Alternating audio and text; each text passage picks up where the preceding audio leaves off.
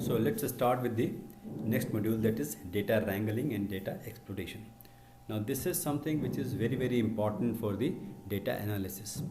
The reason for that is because unless your data is perfect, it is difficult to get the results also as you expect. So we have seen in our earlier tutorials that the importance of data, and here we are going to take further dig into that. It is very critical that the data to be used must be good. Good means that it should be processable, it should be usable. The data should be processable for the purpose it is collected. And this input source of data could be both structured and unstructured. We discussed about the structured and unstructured data. Both types of data could be there. So structured data has a fixed schema as we have understood, and whereas unstructured data may be coming from different sources like Facebook or Twitter or maybe your SMSs or emails or whatever. So this collected and pre-processed data helps organizations to establish baseline, because once the data is set, you can go for any type of analysis that you want, and it's a kind of a benchmark and goals to keep moving forward. But this collected data needs to be made usable. Now that is why the emphasis is there on the data pre-processing, and for that we need to wrangle the data. So therefore the wrangling becomes very important. Now what is this wrangling? Let's try and understand. The data wrangling is the process of gathering, selecting and transforming data to answer an analytical question. The data wrangling, also referred as a data munging, it is the process of transforming and mapping data from one raw data form into another format with the intent of making it more appropriate and valuable. Because unless your data, the whole exercise which is required to be carried out in this is to convert all that mixed type of data, maybe some missing data may be there, maybe some erroneous data may be there. All that data needs to be corrected so that it becomes appropriate for your analysis and it becomes usable, valuable for the purpose. The data wrangling is the process of cleaning and unifying messy and complex data sets for easy access and analysis. The data wrangling refers to the restructuring and enriching the raw data available into a more usable format. And this will help the scientists quicken the process of decision making, because unless your data is proper, is correct, is usable, you see, your effort will be put on to correcting the data itself. And therefore it is very important that this step should not be ignored. So to get the better results, this step is very important. With the amount of data and data sources which is increasing exponentially as we have discussed, it is very important that the data needs to be pre-processed. You have to take all the care that is required so that you can make your data as perfect as possible without any problem, without any error, without any kind of a missing data, etc. So it is becoming very difficult in fact, but definitely it is very important. It is getting increasingly essential also for large amount of data that is available to organize it properly and then make it usable. So this process typically includes manually converting and mapping data from one raw form into another format to allow more convenient consumption and for the organization. Now the goals of the data wrangling is to reveal a deeper intelligence by gathering data from multiple sources, provide accurate actionable data in hands of business analysts in a timely manner, reduce the time spent collecting and organizing unruly data before it can be utilized, enable data scientists and analysts to focus on the analysis of data rather than wrangling, because the analyst should not spend time on that. Let somebody else should do that so that the data becomes as perfect as possible, and the data analyst or data scientist spend lesser time in wrangling or maybe no time on wrangling. Drive better decision making skills by senior leaders in the organization. Now let's try and understand the steps involved in data wrangling. Data wrangling, like most data analytics processes, is an iterative one. The practitioner will end to carry out these steps repeatedly in order to produce the results he desires, because it is not possible that in one go you are in a position to correct all the data. You may have to take several steps, several repetitions. It is an iterative kind of a process, so that you keep on doing it unless you are satisfied that yes, now my data is correct. So there are 6 broad steps which are involved in the data wrangling. The first step is discovering. You have to discover. In this step, the data is to be understood more deeply, because your familiarity with the data itself is very important.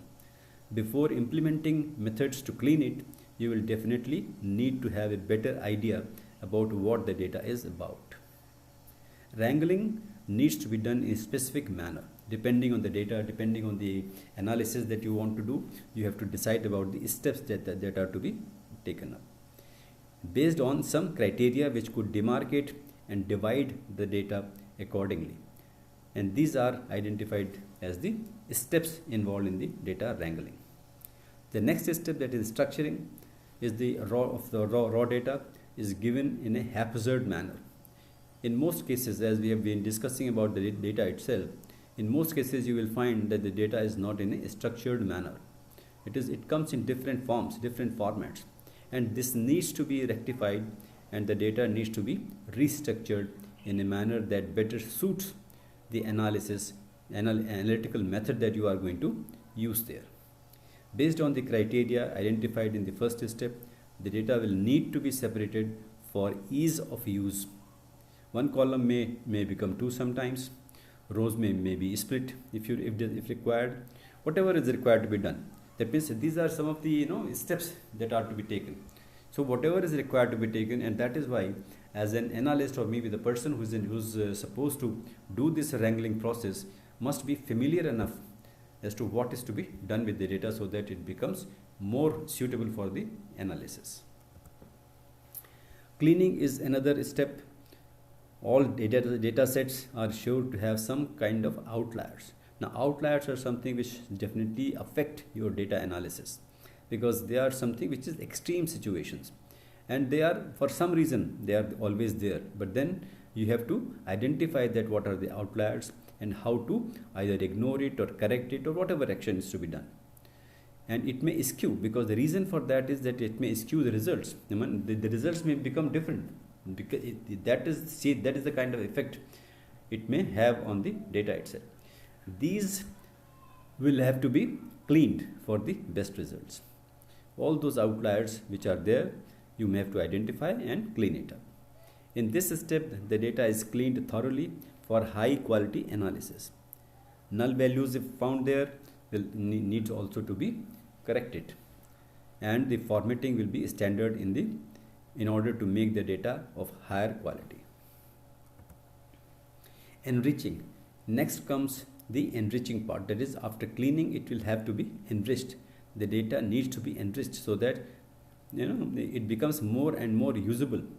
With this enriching means that it needs to be further augmented for the purpose of making all the perfection in the data. At this stage, whatever is required must be done, so that the data is made as useful as possible. One may also brainstorm about whether the data can derive any new data from the existing data, clean data, etc. Which means that sometimes you have to discuss among your staff, the people who are involved, that what is to be done. This is particularly required when you don't have any substitute for that. You have to find out from your own people. You may discuss with your people and find out that what should be done with this set of data. Maybe sometimes you have to ignore it, sometimes you have to correct it. Whatever action is required to be done, that needs to be taken, and for that a brainstorm session must be done. Validating rules are referred to some repetitive programming steps which are used to verify the consistency, because consistency is very important in the data. No data should be inconsistent. That means it should not be that some data coming from sales, another coming from finance, third may be coming from distribution or something else. So quality of the data can only be increased if there is a consistency in the data. And also security of the data is also very, very important. So both quality and of course the security is very important aspect. and this must be validated. You have to be doubly sure about it, that this data which you are going to use for your analysis is absolutely perfect. For example, you will have to ascertain whether the fields in the data set are correct, valid across the data, and see whether the attributes are normally distributed or not. Publishing is another important aspect, because ultimately once you have done all these steps that we have discussed, you have finalized it. Now this whatever data that you have finalized needs to be published so that it can be used further down the line, because that data which you have finalized may be used for different purposes in different areas, and that is its purpose. So if needed, you may document whatever steps are required to be done. You can do that also, so that your data not only becomes useful, but also it is properly documented and made available for all other purposes also. Now the reason for doing all the above mentioned steps are the data comes in different sizes and shapes that we have already seen. It may be a CSV file or a PDF file, or maybe images, or maybe JPGs file, or whatever, the PDFs. So different files have different formatting, spaces instead of nulls, extra rows. These are something which are very, very peculiar that you will find when you start doing your data analysis. Now dirty data, which is very common, unwanted anomalies. You don't expect anomaly, but still you will find in the data.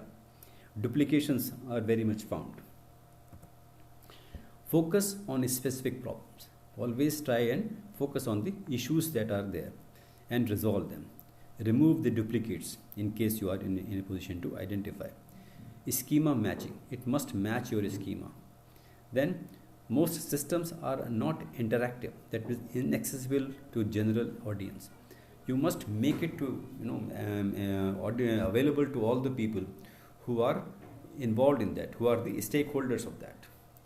A lot of people use Excel or regular expressions also. So different kinds, different sources of data are there, and you need to do the wrangling or whatever pre-processing activities are required. You have to do all that. Now, goal, extract and standardize the raw data. That means you combine multiple data sources, clean data anomalies, combine automation with interactive visualizations to aid in cleaning, improve efficiency and scale of data importing, lower the threshold for broader audiences, and all such things are required to be carried out. Now, there are different types of data that you may encounter. It may be a missing data, it may be incorrect data, inconsistent representation of the same data. 75% of the data problems require human intervention. That is, by experience, people have observed that the data that you collect from different sources, 75% of the data has problems, and these problems need to be eradicated. Cleaning data versus overly sanitizing data. So you need to.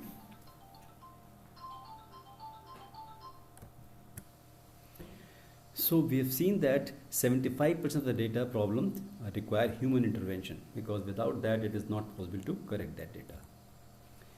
Now let's try and understand the data exploration. Now data exploration is an approach similar to initial data analysis, and which is very, very important again, whereby a data analyst uses visual exploration to understand what is in a data set and the characteristics of the data. Now data exploration or exploratory data analysis, as it is known, and feature engineering are the processes of selecting, profiling and transforming data into features which can be fetched as inputs for machine learning models to make predictions. It must be kept in mind that good quality features always help in improving the overall model performance. Many times, even though the machine learning task can be same in different scenarios, but the features extracted after analyzing the data in each scenario will be different from the other. Therefore, feature extraction becomes very, very, and features are what? It is nothing but the individual columns. All those columns which are created by the database administrator or whosoever was responsible for that, they need to be extracted depending on your requirement. Now, what is data exploration? A preliminary exploration of the data to better understand its characteristics. Key motivations of a data exploration include helping the select the right tool for pre-processing or analysis. And that is important because you must use the right tool for doing your analysis. Making use of humans' abilities to recognize patterns. People can recognize patterns but not captured by data analysis tools also. Sometimes that is also possible. Related to the area of exploratory data analysis created by statisticians like John Tukey. Tukey was the person who created the exploratory data analysis, and which is being used extensively for various kinds of analysis. Now, techniques used in data exploration in EDA, that exploratory data analysis, as originally defined by Tukey, the focus was on visualization, and that is why visualization becomes very, very important. Most of the, in fact, 50% of the analysis can be done only by doing proper visualization. Clustering and anomaly detection were viewed as exploratory techniques. In data mining, clustering and anomaly detection are major areas of interest and not thought of as just exploratory. In our discussion of data exploration, we focused on summary statistics, visualization, online analytical processing. So all these steps are also very useful when you are doing your data exploration. Now, these things must be always be used for the purpose of doing your exploratory data analysis. The data preparation starts with an in-depth exploration of the data and gaining a better understanding of the data set. Data exploration, also known as exploratory data analysis, provides a set of simple tools to achieve basic understanding of the data. And this also helps you in understanding your data. As I said earlier, that the understanding of data is very, very good. You should be as intimate with your data as possible, so that better understanding helps you to analyze your data in a much better way. So data exploration approaches involve computing descriptive statistics and visualization of the data. Data exploration is the first step in data analysis and typically involves summarizing the main characteristics of a data set, including its size, accuracy, initial patterns in the data, and other attributes. Now, it is commonly conducted by data analysts during using visual analytics tools, but it can also be done in more advanced statistical software such as Python or R, etc., etc. Now, all these languages also have the inbuilt facility into doing your data visualization, which is very, very helpful. Data exploration is an approach similar to initial data analysis, whereby a data analyst uses visual exploration to understand what is in the data set and characteristics of the data, rather than through traditional data management. So all these steps are very helpful, as we have been repeating again and again, that knowing your data as intimately, as closely, is very, very important. And these steps which we have discussed and now going to discuss again are going to be very, very helpful in this. You can go for understanding the characteristics of the data also, size or amount of the data, completeness of the data, correctness of the data, and possible relationship among data elements or files, tables, etc., etc. Now, data exploration is typically conducted using a combination of automated and manual activities. Automated activities can include data profiling or data visualization or tabular reports to give the analyst an initial view into the data and an understanding of key characteristics. The data exploration helps in ad hoc queries, because so many queries that you can make when you are working on the data, trying to understand more and more, you will see you can also have your own queries which are ad hoc. Understanding and visualization of data are possible. Identifying potential relationships provides insights that may be hidden in the data.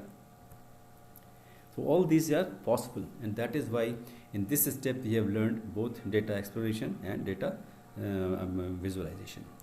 Now in the next chapter we are going to further discuss about this. Thank you.